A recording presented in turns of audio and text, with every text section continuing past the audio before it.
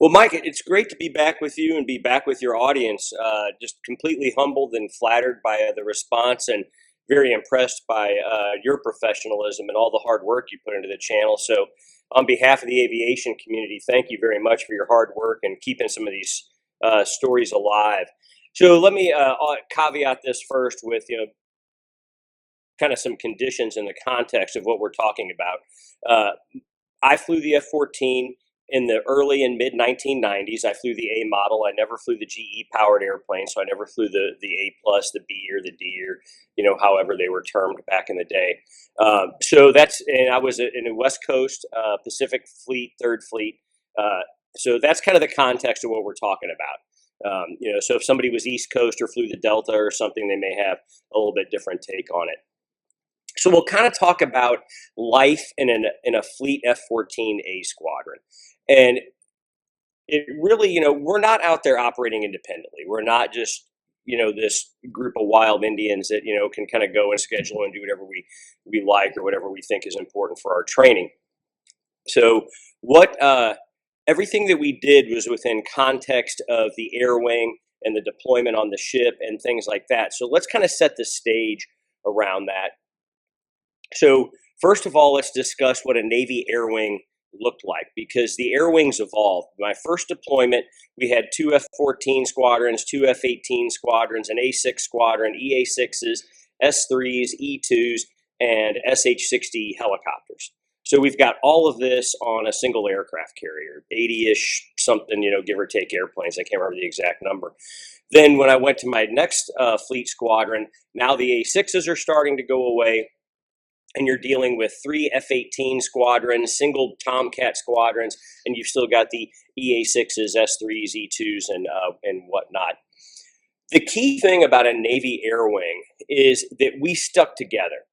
So when we went all the way through our training cycle and deployment, we had the same F-18 squadron, we had the same S-3 squadron, the same E-2 squadron, the same Helo squadrons. So as we worked up to a deployment, the teamwork of that air wing developed. And I think that was a huge force multiplier for the U.S. Navy. So we had the air wing, and all of the squadrons would stay together. And it allowed us to build this teamwork, definitely a force multiplier. So now that we have kind of the context of what a carrier air wing looked like, then now we can talk about how we used a building block approach to get ready to deploy. And this also is key for the United States Navy, was we knew when we were going to deploy. So when I checked into Fighter Squadron 111, I checked in, and it literally was the first day of the year in 1994. I knew the exact date in June that the carrier was going to pull away from the pier, and we were going to be on deployment. Similar story when I checked into Fighter Squadron 213. We knew exactly when we were going to deploy, and we knew that exactly 6 months to the day later, we were going to be back pierside. So this was all known. And this is key. So we're gone a long time, but we know when we're going to be leaving. So all of that's kind of good and important. So let's talk about life in an F-14 squadron in a Navy air wing from a perspective of, let's say that we just got back a week ago from a previous deployment.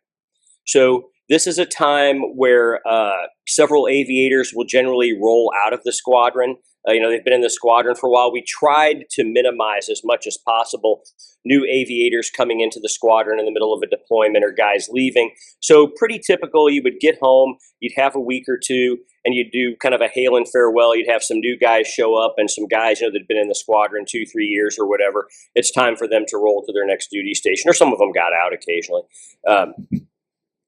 So now you've got new faces in the squadron. The guys who were the department heads. The operations officer may now be the maintenance officer. The maintenance officer goes to administration. Administration goes to operations. The junior officers. When I got back from a deployment, I had been the line division officer working in maintenance, and then I went off to operations. So you're getting new jobs. You've got the old faces and new jobs. And the squadron's almost kind of as a start from the ground up. Now we're going to start all over. We just got back from a deployment. We've been home 2 or 3 weeks, maybe a month. And We were out there on deployment. Everybody knew everybody. We were flying on and off the ship. Nobody was boltering, 100% boarding rates. Life is good. We just wanted to get home. But now we've got new faces. We've got guys that have upgraded to flight lead, guys that were flight leads trying to get upgraded to mission commanders and instructor pilots. And it's almost like a whole new squadron. So you really go back to square one and just start with basic building blocks. It could be something like 1v1s. It could be going out and doing very benign intercepts, just something like just working on basic skills, basic air to ground, rolling in and doing deliveries, going out to San Clemente Island. You may not even have weapons on the airplane. In fact, most of the time we wouldn't. Just to roll in and just get the practice. You've got somebody new in your back seat. So like when I got back from deployment, since I was now a senior aviator, a more senior aviator, I would get a much more junior Rio. And the senior Rios would be flying with the brand new pilot. So you're trying to develop the crew coordination. And it's really just kind of a period of a month or two of just back basics. Just get guys working together, get the squadron working, maintenance working, and everything. And then you would usually go out on the ship for maybe like a week or 10 days. And there were 3 workup periods on the ship that I remember. And my apologies, Mike, it's been so long, I can't remember the names of it. So now you go back out on the ship, and you're out there with the exact same squadrons in most cases that you just got home from deployment with. And they've got the same issues you have. Some of your old buddies that you remember, oh, that one guy, where'd he go? Well, he went to this squadron or whatever. So there's new faces in the squadron. There's guys who, hey, weren't you a wingman, when we were deployed, 2 months ago? Yeah, well, now I'm a flight lead. So you've got all new guys, to work with, and it's fun to see the guys again. The flying's pretty benign. You're only out there for about 10 days doing DACT with the Hornets, maybe do some very small, simple strike packages. Hey, we got 4 Tomcats, we got 4 Hornets, we got a Prowler, and an E2 is going to control us, and we're going to go unopposed over to San Clemente Island. Or just, again, stair step, building block, basic approaches, working with the same guys that you have been. And also you've got new guys on the ship. You go out there and you've got, all these guys with their brand new yellow jerseys, brand new yellow helmets that are never directed a gray airplane before, and you've got to go through all these growing pains. And it's also a time too where all of the new guys fly every single night to try to build night proficiency behind the ship. Building block approach. Okay. We get done with that. Now we go back. We're back on the beach, as we would call it. Back home, we might have some adversary support. And we would just be flying. Now we'd start to do a little bit more advanced stuff. 4 airplanes, 4 VX. Now we would actually put some weapons on the airplane, dropping practice bombs, whatever the case may be. Again, the building block approach. And you would build up to a 2-week period called FARP, Fleet Fighter Air Readiness Program, maybe is what that stood for. Again, I'm 25 years ago, so please give me some grace on that. And this is where we would typically go over to El Centro, California, and we would have dedicated adversaries. We would fly once or twice a day in the restricted areas over by Yuma, Arizona, and north of El Centro, just our F-14 squadron with dedicated adversaries, hardcore air-to-air, and then the last few days we would combine air-to-air and air-to-ground doing self-escort strike fighter missions. So now we're through. We've been home for about 4 months or so, 5, maybe even 5 or 6 months, depending on the turnaround cycle. We know when we're going to deploy. We're working ourselves up to be ready for deployment and doing more advanced tactics, working with dedicated adversaries. We get home from that. Now it's time to go back to the ship. Now this is for like our second workup for the ship. Now we're out at the ship and we're standing alerts. Alert, the Alert Alpha, the launch the Alert 5, remember all those good things from Top Gun. You're now practicing that. The Navy would contract with like guys that flew Learjets. They'd send Learjets out at the ship that we would have to launch out of the alert status and go identify, join up on them, intercept them, and do things like this. The Air Force occasionally would send airplanes out to look at the ship. We'd be responsible for that. You might start to see some actual DACT with dedicated adversaries. We could begin to do limited strike packages, maybe 10, 12, 14 airplanes with with dedicated adversaries, fly all the way up to the Fallon range, start working with Air Force tankers and things of this nature. And that would generally be 3 weeks to a month long. Then we'd come back home. So now, we're still guys occasionally rotating in and out of the squadron. Airplanes are going through phase inspections. Guys are getting qualified. Hey, I was a 2-ship flight leader, a section lead. Now I'm a division lead. And the constant workup and build up, always trying to improve, the quality of the training and the qualifications of the aviators. Now you come up to Fallon, Nevada, which is where the Naval Strike Air Warfare Center is. And now you've got the whole air wing shows up just as if you were on the ship, but you're flying off of land at Fallon. You've got dedicated adversaries. What used to be Top Gun is up there, a massive range complex, not as big as the Nellis ranges, but big ranges. You can drop live, there's ranges you can drop live weapons. You can't shoot live air-to-air weapons up there, but you can do a ton of air-to-ground.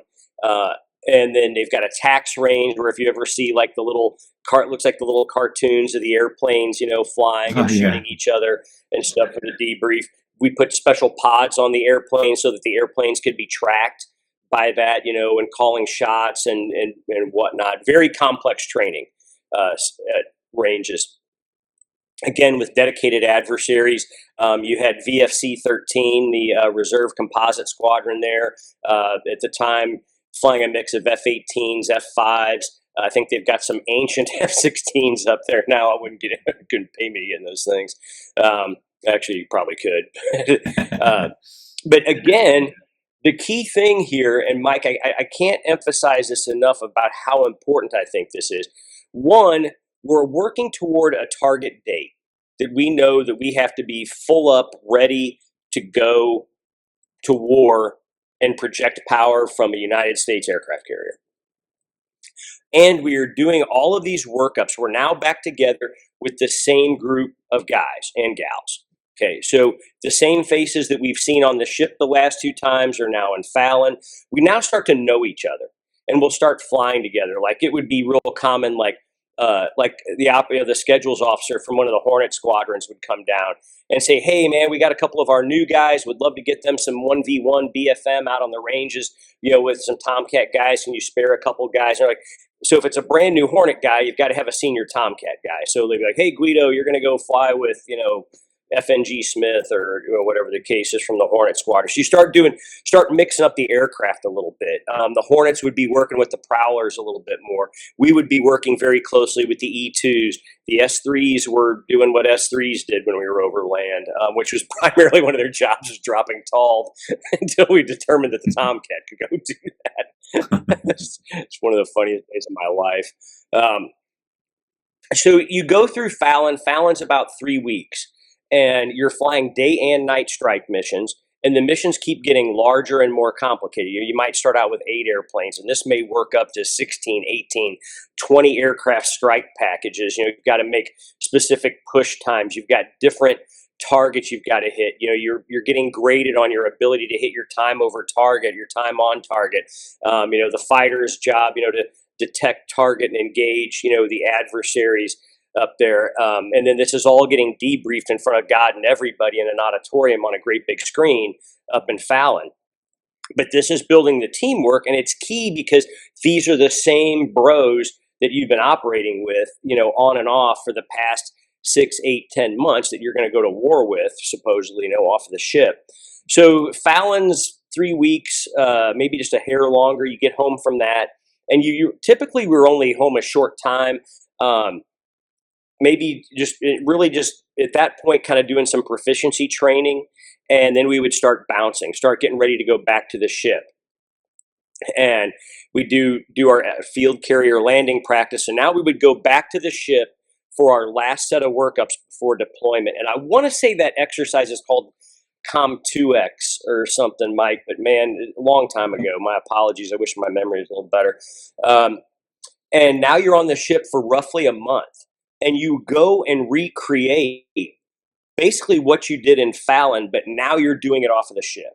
So you're taking off from the ship. You're taking gas from S3s. You're forming up the strike package. Then we would literally fly strikes off of the aircraft carrier onto the same ranges in Fallon we just got done training.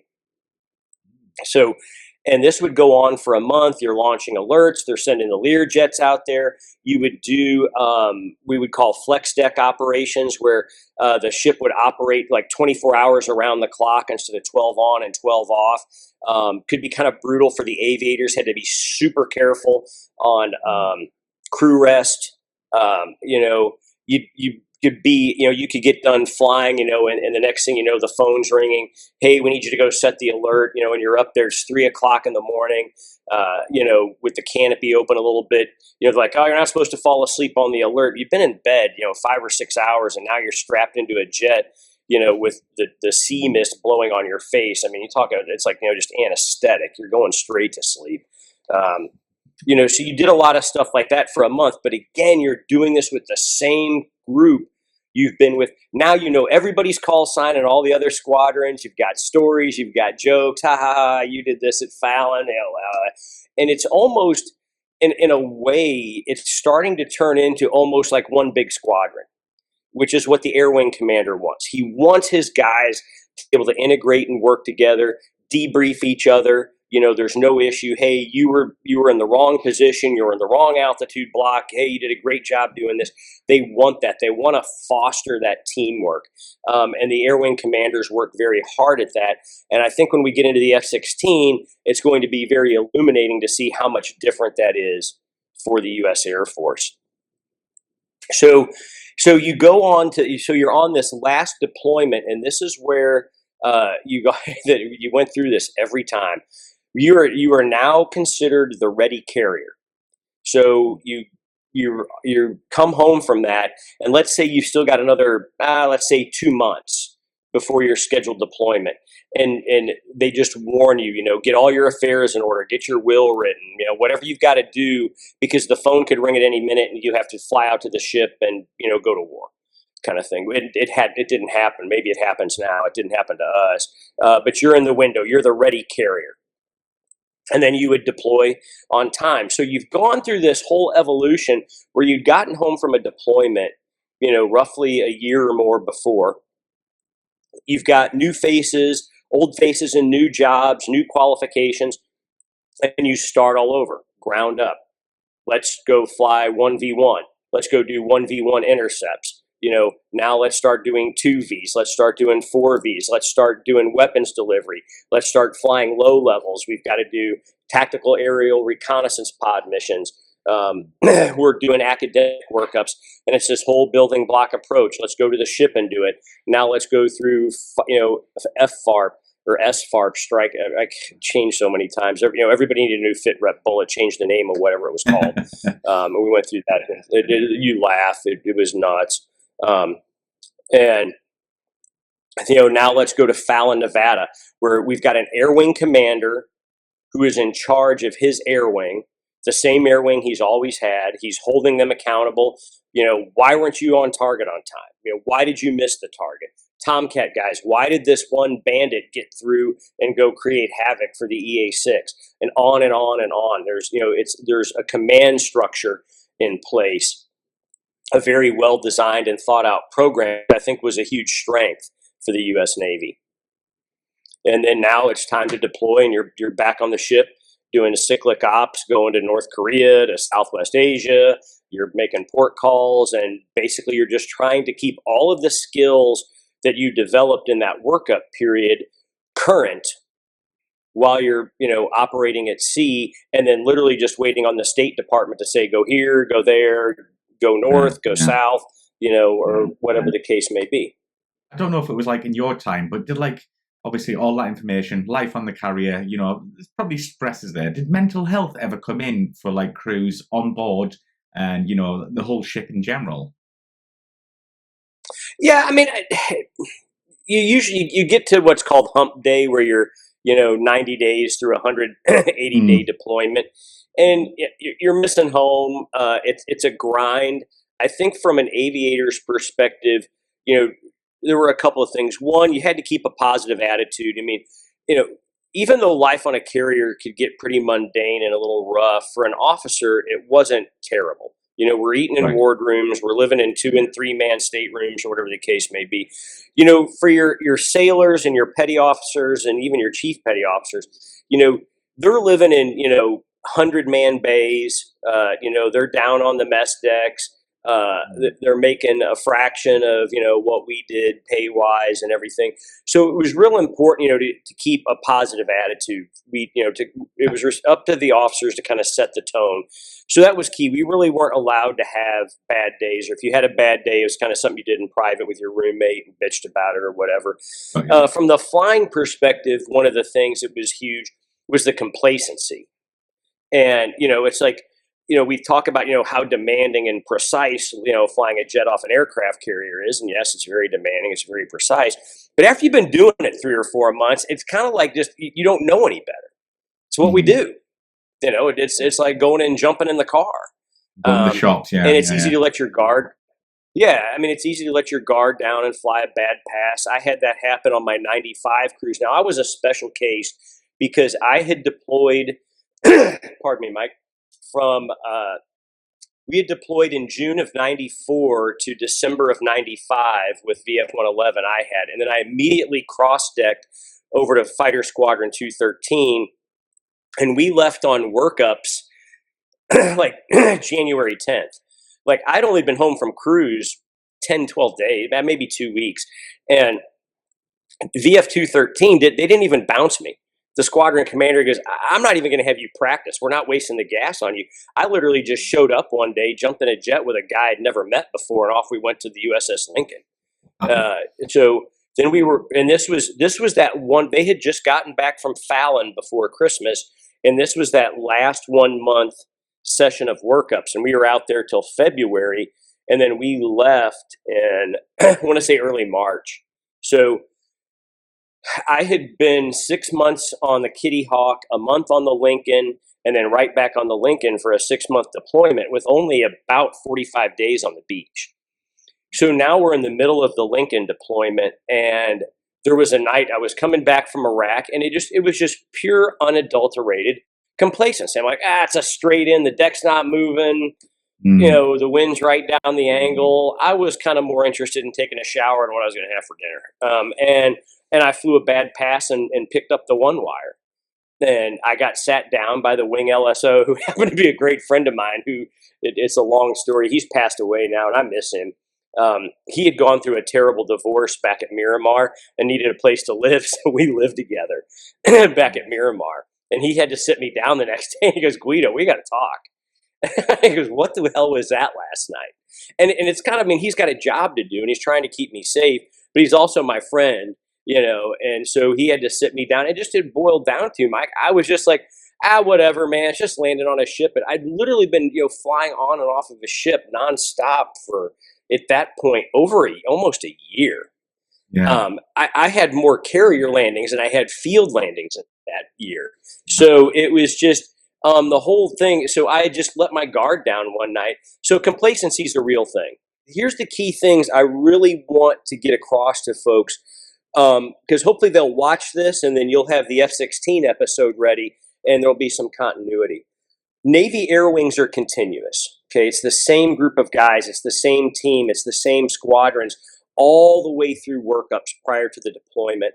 There is the same command structure, the same carrier air wing commander, the deputy carrier air wing commander, who would fleet up and become the carrier air wing commander.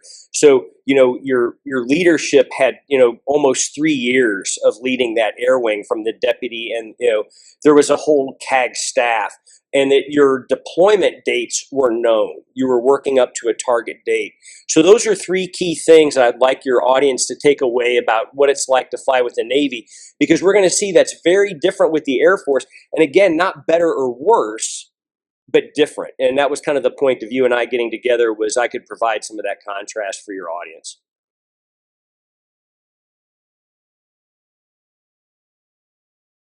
The first question is, what was the most challenging aircraft 1v1 in an F-14, and the most challenging aircraft 1v1 in an F-16? Yeah, good question. Very interesting question. Thank you to the gentleman for asking that. It really kind of boiled down, in my my perspective from the strengths and weaknesses of the F-14 versus your potential adversaries. Um, the F-14 being a 6.5G airplane, which was the lowest sustained Gs of any of the fourth generation fighter, F-14, 15, 16, 18, etc., limited its ability in a two-circle fight. So meaning you would turn across each other's tails like this. And you can go look up a two-circle diagram on the internet. It's pretty easy. I've done it before. So in an F-14, the most challenging airplane to fight would be an airplane that would be the airplane that could significantly outturn you in turn rate, and that would be the F-16. The F-16 being a 9G airplane, very high sustained turn rate, would be very challenging because they would always want to force two-circle flow. They had the higher turn rate, meaning they could come nose on with weapon separation across the circle very quickly against an F-14. A two-circle fight against an F-16 was a bad idea in an F-14. So that I would not look forward to that. The airplane that I would most like to fight would be kind of a toss-up between the F-15 and the F-18. But probably 1v1, I would prefer the F-15. Because the F-15, even though it was a 7.5G airplane, I believe, or 7.3, and it had pretty good thrust to weight ratio. So two circle, it could be a little bit problematic. But here was the thing about the F-15. It was designed as an interceptor. It was a hard wing airplane, meaning it did not have leading edge slats on it. And the flaps on it were literally only good for takeoff and landing. They did not, in my opinion, maybe ask your Eagle guys, but I don't recall their flaps being very useful to them in BFM, where ours were. Ours were designed, we had maneuvering flaps and slats specifically for that. So when the wings are out, we could extend the chord length and the camber of the wings and get better turn performance on the F-14. So with the Eagle, two circle, I could generally survive with them, but my preference for them was the F-14 because it was a carrier-based airplane, had good slow speed handling qualities. So I would have no issue forcing a one-circle fight against an F-15 where I was trying to minimize my turn radius and turn inside him to come nose on with weapon separation. So we would generally, I would against an F-15 try to force one circle flow out of plane, turn inside of his radius, knowing that he, as he bled airspeed off, was losing his pitch authority. The Eagle did not have the pitch authority we did, and I would try to work one circle inside of an F-15. Kind of a similar game plan against the F-18. The F-18 really depended on how it was configured. If it was, if we were out at sea and they had 2 and 3 tanks on them, I would have no issue taking a Hornet two circle. One circle with an F-18, you're kind of getting into a knife fight with a midget in a phone booth, and I didn't like that. First, I mean, some guys loved getting the Tomcat slow, and I could do it. It just wasn't my favorite thing to do. So basically, the answer is in the Tomcat, the worst situation would be two circle F-16. Probably one of the better situations would be one circle against an F-15. Now let's flip over to the Viper. The Viper, outstanding turn rate, but AOA limited because of the dynamic stability of the airplane. The turn rate and the G onset rate and the turn rate in the F-16 was epic. I mean, I loved flying that airplane, and I loved flying the pain game. I loved to take an adversary two circle and just grunt and squeeze and keep my blood pressure up, gray out, see stars. I don't care what it took to keep that airplane at 9 Gs and keep that thing turning and force two circle flow in an F-16. So what are the airplanes that would be but without the pitch authority, one circle was very problematic in an F-16. You did not want to get an F-16 slow. The last place I wanted to be in an F-16 is the infamous knife fight with a midget in a phone booth. You did not ever want to go there and get slow. So probably the hardest airplane for an F-16 to fight would be one circle against an F-18, because the F-18 had phenomenal pitch authority, very great slow speed handling characteristics. If you ever go and see like the Blue Angels or see an F-18 demonstration, they do the slow pass. It looks like the thing is just standing still. 45, 50, 60 degrees angle of attack. The F-16's limited to, less than 20 degrees angle of attack, even with the awesome thrust to weight ratio of the Block 50. So you didn't want to get slow and get into some kind of knife fight that required, who goes slowest wins, or who has the most pitch authority wins. That was a black hole in an F-16. But in an F-16, if I could stiff arm somebody and keep them to circle and keep them on the other side of the circle, there wasn't an airplane in the world until the F-22 or the F-35 came by that we could not just slice up in under a minute. The F-16 was that good. So, the preference, I never got to fight a Tomcat when I was flying the F-16. I would have cut something off myself to have that opportunity just once, just to take a cross country up to Oceana and just go beat some people, just to be a jerk at the O Club. It would have been great one afternoon. Just once, that's, if I could have ever done it, that would have been great. The Tomcat, because of the 6.5 G sustained G against a 9G Viper, that's just a matter of time of how fast you can get into a gun solution against an F-14. But honestly, the same kind of holds for the F-15 as well. Again, I feared no man when I was flying that F-16, as long as I didn't get one circle and get jammed up and get slow with a Hornet. That was the only time. And really, honestly, then all I would try to do is to set up some kind of high aspect pass or something, unload, and let my thrust to weight and superior speed extend and get away from him. And the next question for you here, Brent, is from Joe Kunzler. Why and when would the F-14 carry the TALD? Am I saying that right? TALD? TALD decoy? Yeah, TALD. It's we both speak English. You just speak it better. So TALD stood for the Tactical Air Launch Decoy. I don't even know if these silly things are around anymore. They were kind of a neat weapon. They really weren't a weapon. It's a glider. All it is a box with a set of wings that were like spring loaded and a tail and like this little autopilot in it. But the key was in the nose, it had a Lunenburg lens, which is, just think about like a bowl that was designed to reflect radar. And this thing, this little box, it wasn't powered. You dropped it off the airplane, the wings sprang forward, and it just glided. That's all it did. It didn't do anything. Now, if I recall, you could program it, like after you deployed it, like 30 seconds into flight, it could do like a 30-degree left or right turn or something. I can't remember. It had some programmability, but this is not AI. This is not anything like that. And what we would use these for, what they were designed for, was kind of to make our force look bigger than they were. We could drop these things and they would glide and look like these huge airplanes to a surface-to-air radar, with the idea that people would waste missiles on them or stuff like that, or they would launch interceptors. It would kind of force the enemy's hand. And the way they were originally deployed, that I recall, and again, this is 90s, was we'd actually give them to the S3s. The S3s could carry them, and the S3s would kind of go out in front of the strike package, drop these tactical air launch decoys, and the S3s would turn around and go home. And so now you've got these air launch decoys. SAM systems are coming up online.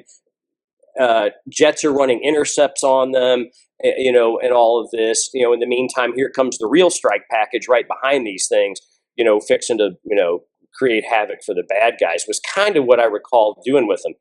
The other thing that they were good for, because of this Lunenburg lens, was we would shoot them down with air-to-air missiles for practice. I shot 2 or 3 of the stupid things out of the sky with Sparrows and Phoenix. So why and where would the Tomcat carry them? It wouldn't.